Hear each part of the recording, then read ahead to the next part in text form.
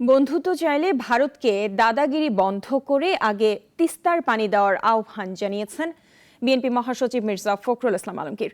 দুপুরে লালমনিরহাটের তিস্তা রেল সেতু সংলগ্ন এলাকায় তিস্তা বাঁচাও আন্দোলন কর্মসূচির উদ্বোধন ঘোষণা করে তিনি এসব কথা বলেন। তিস্তা চুক্তি ও মহাপরিকল্পনা বাস্তবায়নের দাবিতে তিস্তাপাড়ের ৫ জেলার ১৩০ কিলোমিটার এলাকা জুড়ে জাগো বাহে তিস্তা বাঁচাই শীর্ষক ৪৮ ঘন্টার কর্মসূচি শুরু হয়েছে। বিশাল বিশাল প্যান্ডেল ও শতাধিক তাঁবু টানানো হয়েছে। দুপুর গড়িয়ে জনসমুদ্রে পরিণত হয় তিস্তা নদী পার।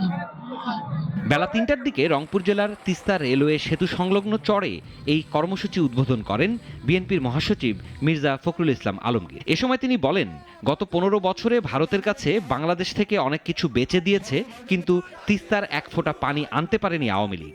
আওয়ামী লীগের সরকার আসলো, প্রথম দিকে সবাই ভাবলো যে ভারতের বন্ধু আওয়ামী লীগ, সুতরাং তিস্তার পানি বোধহয় এবার পাই যাবে।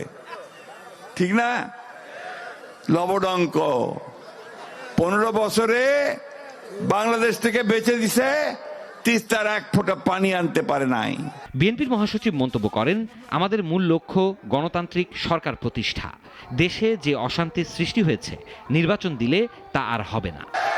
জাগো বাহে কোনটা সবাই দুলু ভাই ডাক দিছে, আইসো আমরা তিস্তা বাঁচাই। ঠিক না?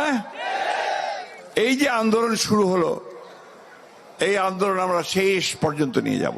উত্তরের ৫টি জেলার ১১টি পয়েন্টে পৃথক পৃথকভাবে বক্তব্য রাখেন বিভিন্ন রাজনৈতিক দলের নেতারা। তিস্তা নিয়ে ভারত আন্তর্জাতিক আইন লঙ্ঘন করেছে বলে মন্তব্য করেন তারা। ২ দিনব্যাপী প্রতিটি পয়েন্টে সরাসরি উপস্থিত থাকবেন বিএনপি সহ অন্যান্য দলের নেতারা। মঙ্গলবার সমাপনী অনুষ্ঠান হবে, সেখানে ভার্চুয়ালি যুক্ত থাকবেন বিএনপির ভারপ্রাপ্ত চেয়ারম্যান তারেক রহমান। সিরাজুম মনির শুভ, নাগরিক।